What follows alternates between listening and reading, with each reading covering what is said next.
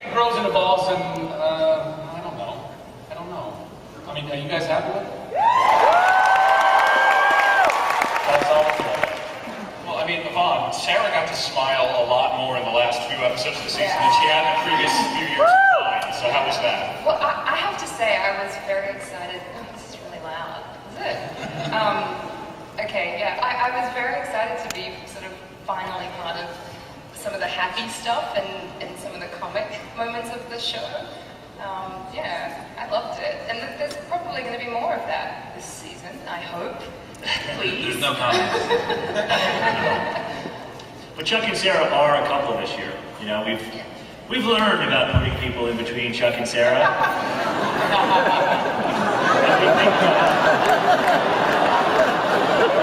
Not the message. Well, in hindsight, then, let me ask, is there anything you might have done differently with the Shaw arc? The shark. Daniel Shaw arc, not Shark. Not the shark. No sharks. That's a good year. Jump the short, Shaw. Like a shark. The Shaw arc. Oh, that would be you guys. Thanks, Josh. You know, he was a great villain, I think. And I think, you know, Chuck and Sarah have a pretty undeniable chemistry. And that's hard to replicate, and so we've learned some things. I'm really ambiguous and just saying this year you'll be very happy.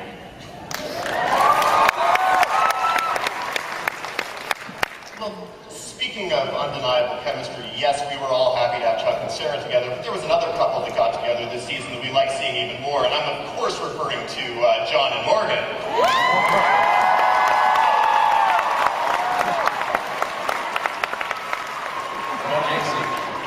Josh, when did you guys first realize that you had sort of a chemistry that was undeniable on camera? He had me in a chokehold. I think I was like gasping for my life. Can I hold your puppy? All right.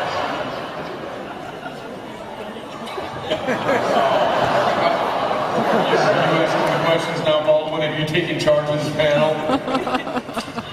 Question for Morgan. What do you like most about John Casey? You have really soft hands.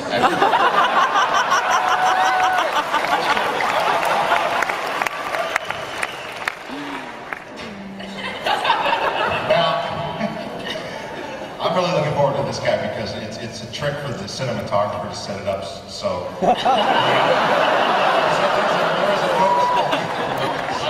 My puppy. You know, the phrase, "Apple box, please," is heard a lot.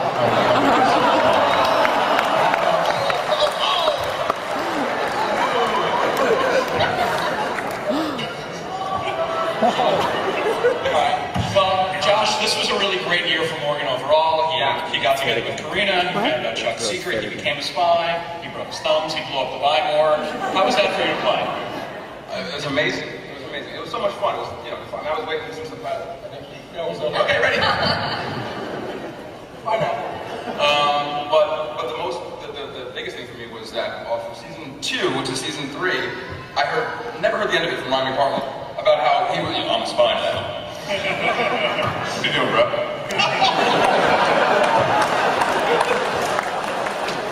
I cannot tell you how much angst it gave him. Yeah. That was inspired before him. Yeah. And I was so happy about it. And the depression, the deep depression he got into until he was in the spy world. That's not. Now we're all happy. Now we're all happy Morgan's in the spy world, right? No.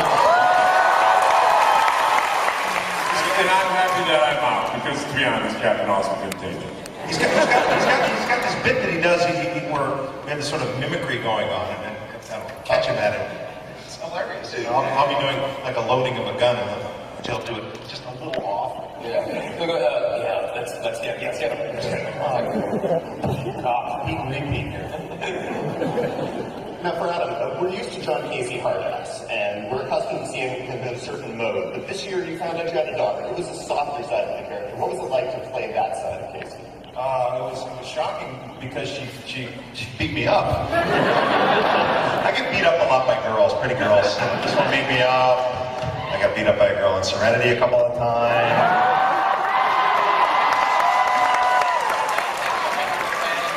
Yeah, Illyria kicked my butt, you know.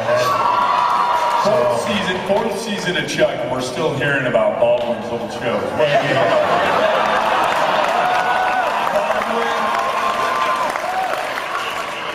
You're right. It's in the past.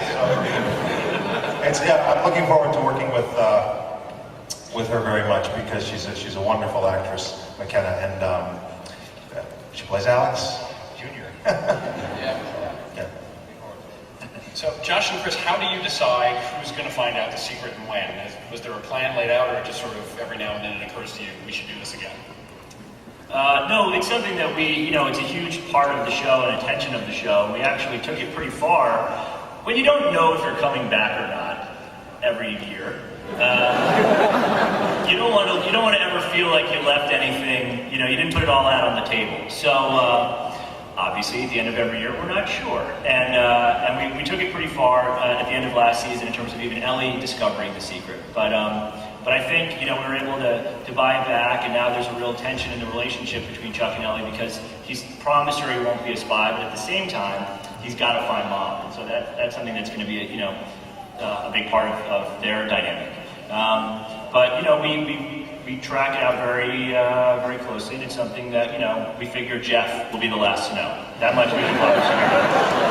And even if Jeff did find out, we're not sure he would remember the next morning. Well, I mean, Sarah, was it a relief for you to finally be, the last one of Chuck's inner circle to be let in the loop? Where Yvonne was thrilled with some of the lighter hair, I was just happy to hit Casey with Brian again. I think for me it was timed out perfectly, and then this year will be interesting as well because we go back to Chuck keeping a secret from Ellie when she's asked him to retire and put everything and be safe, and so I look forward to that dynamic again this year. Sarah Leslie, isn't she hot?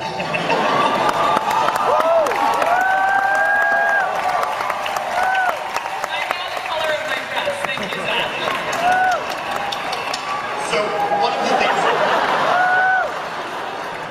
of the things about opening with a Jester performance is that it cuts short on time. So we definitely want to make sure that you guys have a chance to ask some questions. So you might want to start queuing up.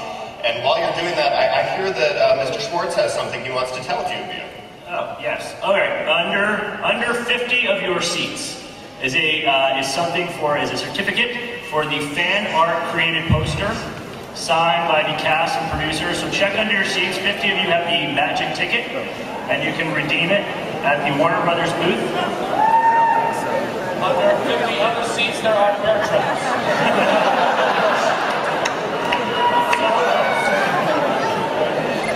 And while they're looking, I just want to ask the Bymore guys, when the Bymore blew up, did you have any fears about unemployment?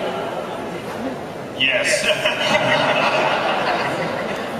Not only did I fear unemployment, but I thought that I'd pissed someone off so bad that they were like, we are going to show that brown bastard.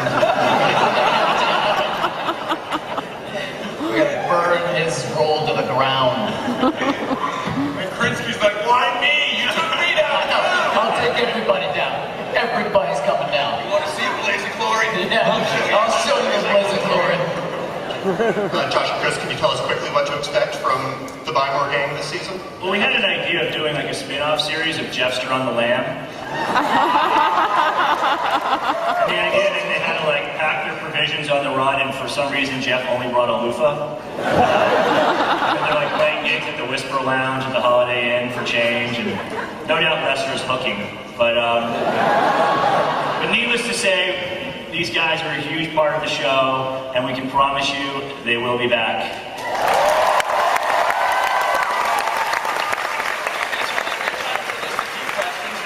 Does anybody have anything? I'm sorry, we're out of time for questions. That's a joke, right? No, it's not. Seriously.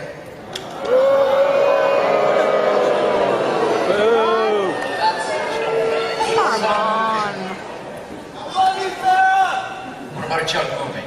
Do you have a couple $1 million? No problem.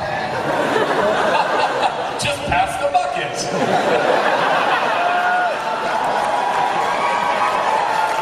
You know what? Honestly, I believe it. I believe that about you guys. We love you guys so much, and we appreciate you so much. And as crazy as it sounds, I absolutely believe that if we had 100 buckets and we passed it back, we'd come out with at least a couple of dollars, and we'd all go and have a hamburger and hang out, and you know. Thank you guys so much for all